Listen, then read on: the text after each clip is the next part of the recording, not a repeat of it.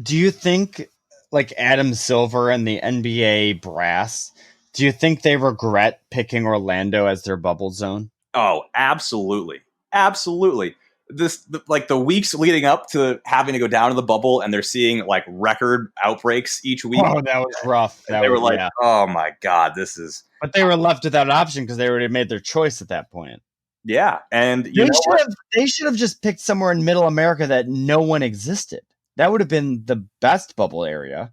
Well, you know what's interesting to me is that the bubble, I think, clearly works. You look at the NBA, you look at the MLS, you look at the NHL. I think they've all, for weeks now, have been zero positives. And well, let's count the MLS out of that because they did have a team that was required to leave the bubble, but that was probably because they got them out. But they got them out. Were they required to leave the bubble, or were they forbidden from showing up to the bubble? It was the Dallas team. I am not sure. Our MLS listeners are going to kill us for this, but I want to say that they were on their way, or maybe they were getting tested to go into the bubble. I don't think Dallas ever made it into the bubble. Yes, that appears to be correct. Yes, they were turned. They never made it in because they had too many players. Right. They showed up the with health that New of York everyone involved in our return to play has always been our top priority. We continue to make decisions constant with that priority. Dallas FC supports Major League Soccer's decision to withdraw the club from MLS after 10 Dallas FC players and one coach tested positive. So, yeah, they never made it in. And that's good on the MLS. That's good on them. They did their job. Yeah, absolutely. And that's my, I think, biggest takeaway when you look at, the opposite scenario with Major League Baseball. So I want to talk about that. It's hard to have a bubble just for the players involved. And mind you, they make millions of dollars in endorsements, in contracts. But let's say you're bubbled up for 3 months and you can't see your kid. Like, are you going to be okay with that? Well, I am wondering if that is really the situation that they're in. Like, why can't they bubble with their families? I think, I don't think anyone's talking about doing one bubble for Major League Baseball, right? They were talking about doing 2 bubbles or 4 bubbles. Or, couldn't you do a bubble for each team? Like, why can't each team just rent out a hotel for whatever and put everyone's families in there and say, okay, don't fucking leave this hotel. And, the only time you're going to leave, you're going to get on the team flight. And we're all just going to, each team is going to be responsible for their own bubble. To me, it seems like that might work. I agree. I guess it's because people are worried about freedoms. I mean, freedom. A lot of the issues have been just MLB, the system they have, I don't think works. Clearly, we have the Marlins, we have the Cardinals that have had a bunch of people tested positive. I think the Phillies had a bunch of people test positive after they played the Marlins. They've done a little bit better the last week as far as distancing, and you've seen videos online about walk-off home runs where they're social distancing. But when they're away from the cameras, how do you think those clubhouses are? Do you think they're social distancing? No chance, in my opinion. No chance, and they wouldn't have to if all of the teams were bubbling themselves, whether they did, like I said, 4 bubbles or each team has its own bubble. If people were bubbling, then, you could, So here's the thing. Here's the thing that I think people don't think about. You mentioned just renting out a hotel room that the team and their families can stay in. You say, hey, the immediate others can stay in these hotel rooms. Also, mind you, no one else is staying in these hotels anyways. I work directly with hotels here in Seattle, and there's a 1,000-room hotel that has 8 people staying in it right now. 8 out of 1,000 rooms. That sounds like an effective bubble. That sounds like a pretty fucking effective bubble that they could have, where they're just like, hey, we're going to rent these rooms out at a discount, but hey, you're still making money, at least a little bit. And you can say hey, we're the cleanest hotel when all this is said and done. We're going to do this for 3 months to the end of the season. and everyone's going to be happy. Everyone's going to be safe. And there's going to be, it's the issue that people aren't responsible. You're going to have ex's husband or wife going out of the bubble and seeing a night on the town and bringing stuff back in. I mean, that's what happened with the Marlins, where they went out to an Atlanta club or whatever, just like Lou Williams, who's. Well, I think that you bring up two excellent points. One is the Lou Williams situation. Lou Williams did do something stupid, and he did break the protocols. And look what happened. He got put in isolation, and they, quarantined him, and he isn't allowed to play. And so I think the bubble accounts for that and factors that in, and is able to successfully deal with that. Versus the opposite of that situation where you're not bubbling, where the Marlins go out to a strip club in Atlanta, which I think has already been proven to not be the case, but it's just such a great story that I'm going to continue to believe it until I'm given a different story. And even then, I'll probably still believe the strip club story. So you got the Marlins going out to strip clubs. It's like, I think it's because they're not bubbling. And I'm sure Major League Baseball probably talked about this idea, and I'm sure they probably had reasons. And but we don't know what those reasons are. So until we hear them, we just get to assume as fans that they didn't have these conversations and say, you guys are stupid and you didn't think of this and we're smarter than you. Yeah. Which goes back to transparency. Just have I think in government, everything from, like, let's say your boss doesn't have a discussion with you, like you don't get a promotion, your boss just tells you, oh, it just, it wasn't the right time. You're doing all the right things.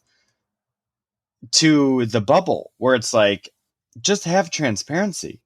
You can say, like, hey, we had the discussion. We had a lot of pushback from players wanting to bubble up. We had a lot of players concerned about their liberties, and we decided that we can do this safely otherwise. And at least you can have an argument then. But now there's nothing. There's no information out there. So we're just allowed to run rampant and just be like, hey, you never had this discussion. You're clearly morons. And now you're causing societal harm to tens of thousands of people because of your lack of oversight. If there's one thing that we love to do in the U.S., it's probably a global thing, but at least here in the U.S., we love to wildly speculate. And when you give us the opportunity to wildly speculate, we take it and we run with it. I mean, look at the anti-maskers. I mean, their whole position in life is based on wild, speculation. Yeah, wild speculation. I was trying. I don't remember what the word I was. Unfounded speculation or unproven. Unproven science. Pseudoscience. Nonsense. Pseudoscience. That's probably what you were looking for. Yeah, thank you. And so I think if Major League Baseball is forced to shut down, I think the question that they should be asked over and over and over again is, why didn't you bubble? Why, look at the success of these other leagues that finished their seasons, presumably. Why couldn't you pull it off? And I mean, I'm sure Manfred will dump it on the players, and I'm sure that the players were very resistant to it. I think that the whole dynamic between the players and the owners, it just sucks, and it's killing the sport. Sucks. And I don't know how to fix it, but it's a nightmare. I don't know how to fix it either, but I think one side or the other needs to be a little stronger. And do you think, let's say next week, baseball gets shut down. We get another team with an outbreak. Do you think Manfred keeps his job? I say no chance. I don't think he should. I think he should be fired because this is on his head. Everything that happens. I have never seen a commissioner get fired, so I don't know what it would take to get a commissioner fired. I do know that the person who came the closest to taking out Manfred was Tom Warner, your favorite person. I hate Tom Warner. So when Tom Warner was in the running, I was like, what is going on? Because he is widely considered to be the owner of the Red Sox who doesn't have a clue about baseball. When people talk about like the Red Sox and the decisions that they make, they talk about John Henry. They never talk about Tom Warner. So the fact that he was almost the commissioner of baseball, I'm just not sure who else is left. I'm watching this show on Hulu called Brockmire, and they're in like the year 2030 now, and the world is falling apart. And they just made him the commissioner, and he's like a hilarious baseball announcer who's like an alcoholic and dysfunctional, and it's like who wants to be the commissioner? What candidates do they have? So he may get to keep his job just by virtue of there being no one to replace him. I mean, can we just have a quick aside on the fact that Tom Warner was a producer on The Cosby Show, was one of the people closest with Bill Cosby for the last 30, 40 years, who definitely knew about what was going on and was about to start a Cosby Show reboot months before Cosby got arrested for his eventual crimes. Yeah, Tom Warner is a not, terrible human being. not a He good look. skated by on that, like absolutely skated on that. Well, It's absurd. I will say, in defense of Tom Warner, he generally comes across as one of the more oblivious people on the planet. So it's not. He's a multi-millionaire. I assume he's probably a billionaire or close to it. Well, yeah, he's had a lot of. He's a amazing producer. But one of the things that has always given Red Sox fans cause to laugh at him is he just has zero self-awareness. He's like totally oblivious. He'll start chants off key. Like he's just totally out to lunch. So, you heard that? Let's go Red Sox. Yep, exactly. Oh, that is an all-time chant. That is so funny. But that was part of why it was so shocking when it was like Major League Baseball is down to Manfred and Warner. It was like, what? Why is Warner even in this conversation? It's nonsensical. Oh man, I totally forgot about Tom Warner being in that conversation with Manfred after Bud Selig was stepping down. Or Selig died recently, right? Like I'm not misremembering that, right? That was David Stern who died. It was David Stern. You're right. Yeah. I think Bud Selig is still alive. Yep, he's still alive. Okay, yeah, it was David Stern that died. David Stern died pretty young, and everyone for the most part outside of the 90s liked David Stern. I always hated David Stern. I don't want to speak ill of the dead. I'm sad that he's dead, but I always considered him to be the evil emperor. Yeah, I always thought he was. I mean, who do you think is the worst commissioner in pro sports right now? Right now, probably Manfred. Yeah, I think that's fair. I think that was a tough mantle. Like that is a tough mantle to take away from Goodell too, because he is the epitome of profits over everything else. Well, for a long time, it was how could you possibly take that mantle away from Gary Bettman? Yeah, for the NHL, that's true. That's true too. Jeez, commissioners. I mean, maybe it's a harder job than we're given credit. But also, like, I don't understand when leagues are so like. I think the issue at the NBA the NBA blew up because they allowed like Twitter and reporters to like post their videos, and like the NBA became a 24/7 league where everyone was already always talking about it, which made it into like this hotbed of awesome where you like it's the off season, it's August, and you're still talking about the NBA because it's like. There's shit going on, which like the NFL has only because the NFL is like football is just so crazy popular. But like if they just like force teams to like be a little bit more transparent, could you imagine how much more popular football could be with reporters? Yeah, at this point, why isn't every sport embracing social media? It just makes no sense. And well, MLB is like the worst at that because they like restrict everyone from posting like home run videos or anything like that. You have to have like written approval when it's just like, hey, maybe we should just let this video get out because everyone's going to see Aaron Judge or Rafael Devers or Eloy Jimenez just mash a 3-run homer and people are going to want to see that. And any sort of pub we can get is positive publication on that sort of thing. I think that this is certainly true of baseball. And the more I think of it, really true of most aspects of our country right now, and maybe most aspects of the world, which is we live in a technology-driven society, and we have far too many leaders in leadership positions who just don't understand technology. Yep. Yes, you brought that up and you hit it home hard because that's exactly where I was thinking with that statement. Like they have no idea about they grew up in an era that's gone. adios. Like that doesn't exist anymore. And we are now in the technological era where you can get things in an instant. You don't need to watch SportsCenter at night to get your updates. You can just flip on your phone and scroll through for 10 minutes and be like, oh, sweet. Like X player did this and it's done. Instant gratification, baby. Which like is good and bad in its own way, but it's here. And if you're a league leader, you might as well roll with it. Yeah, otherwise your sport's probably going to die. Right? Yeah. I mean, it certainly feels that way with baseball, right? Their average viewer is getting older, and it's like 55 plus their average viewer. Their radio ratings are ridiculous. I mean, I'm crazy.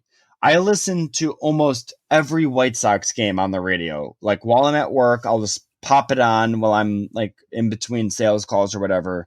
I'll have it on in the background. And the White Sox announcers are fucking terrible. They're so boring. They are like your classic announcers who'd say nothing the whole time. They're like, oh, well, like, it's so weird that we don't have fans in the stadium. Like, oh, like, are they the guys? It's so weird that it's so silent out here. And it's like, all right, like, get over it. Game one, that's over. Like, just have some fun out there. Oh my, they're so bad. They're so bad. Are they the guys who go, put it on the board? Yes. No. That's Ken Hawk Harrelson who retired. At least Ken was entertaining. Ken was an entertainer.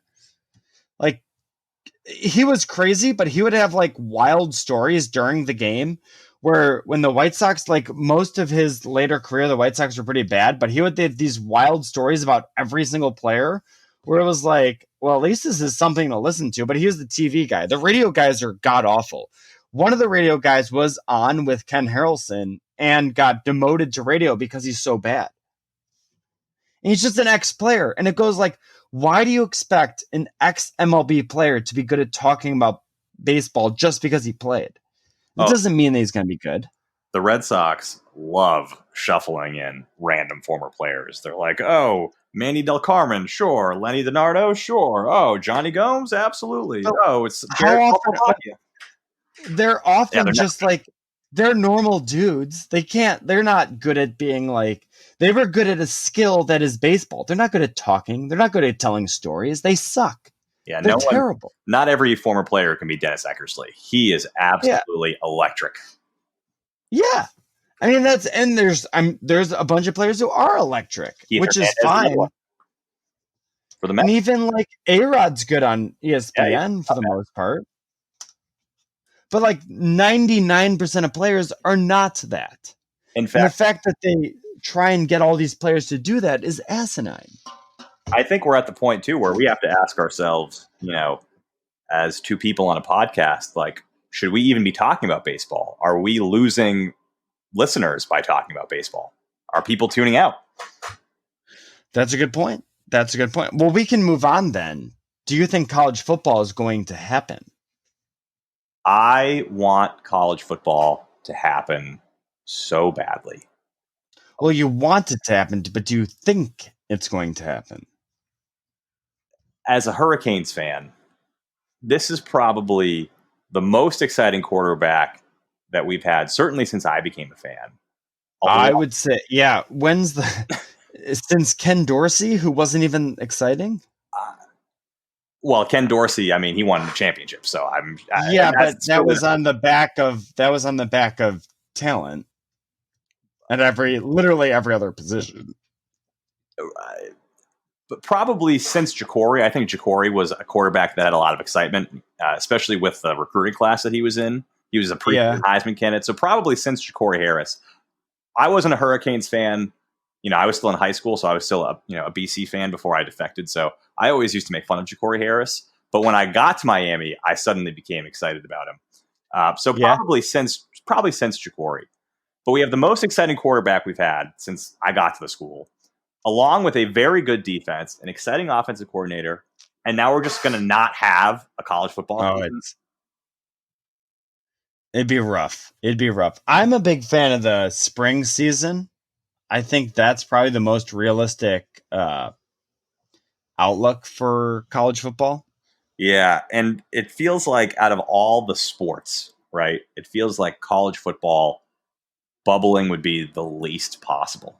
Because it's like, how do you bubble student athletes who have to also go to class? Go to class, yeah. I mean, I guess Without, I'll take virtual. and then not pay them. Right. Yeah, exactly. I mean, we could just admit that they're professional athletes and just say they don't have to go to class, and then we could bubble them, no problem. But if we're going to continue to lie to ourselves, then it seems very difficult. I have a crazy idea. Crazy idea. We could let them get their own endorsement contracts. Just throwing that out there. I mean, even the idea of not allowing schools to pay kids to go there, like, oh, I'm sorry, I thought this was the United States of America. I thought that we were a capitalist society. I thought that that was exactly how our country was supposed to work. I mean, being a college, especially college football, is the only one that it really affects, I guess, because the other sports, like college football, is just so much more. I guess college basketball, of course. When a college pays a high school family for their kid to go to that school, who is that a problem for? No one. It's not absolutely a problem no one. For the kid's family who just got, like $150,000, more money than a lot of them had in their lives. At one, easy. It's probably saves their fucking lives. And I think it is actually un-American to not allow those families to capitalize on that opportunity. That could be their only chance to make money off of sports. Yeah. And to just arbitrarily say that you can't do that, it's insane. It's super fleeting because you can have a career-ending injury in instant, especially in football. Especially in football. I think basketball, I mean, like, at least in basketball, there's so many, like, overseas leagues where if you have any sort of talent, you're going to get at least a decent paycheck for a while. But, like, football, like, just they should get paid in all the sports, whatever it is, whatever their market value is. I don't care. Yeah, exactly. To quote the famous Randy Marsh, "Oh, I'm sorry, I thought this was America." Yeah. No, it's America. Oh, Randy, so great. But the Pac-12 apparently is opting out of football as of right now. So that's not great. Well, I mean, the Pac-12 gets shafted every year. So, like, do we really need the Pac-12? I don't know. I think we could have football without them. I think we can get it. I think we could have football without the Pac-12. I bet you could have a college football season without the Pac-12, and you could have a national champion. And I bet no one would put an asterisk on it. I agree with that, but it's about it's like the domino. One falls, the rest are going to come in play. So this weekend, Pac-12 players are like, we're not sure if we're going to play this year because of coronavirus concerns. You get the rest of the players starting to band together, and then all of a sudden you have a massive problem. Well, I think if you look at it, right, if you look at it, I think objectively, right, you're talking about people playing a sport where there is a tremendous amount of contact and fluids exchanged, and you're talking about that group of people existing and living on a college campus with thousands of other students, and you're talking right next to each other, and you're talking about that happening at hundreds of places all over the country. And so I think it's very reasonable, and they are being governed at a federal level by a person and a party that has taken the stance of basically denying science. So is it really that crazy for them to be like, hey, we don't really think it's safe to play football? So I think when you look at it from that perspective, I think you're right. I think college football is probably screwed. They're probably not playing until the spring. And if we have a bunch of players opt out because they're like, the NFL won't move the draft or whatever, so they're like, all right, I'm just going to sit out this year and then go straight to the NFL, I'll probably cry. Yeah, that'll be a really tough pill to swallow, I'll say for sure. Could you imagine if De'Ara King is just like, oh, sorry, sitting out the spring season, I'm going straight to the draft?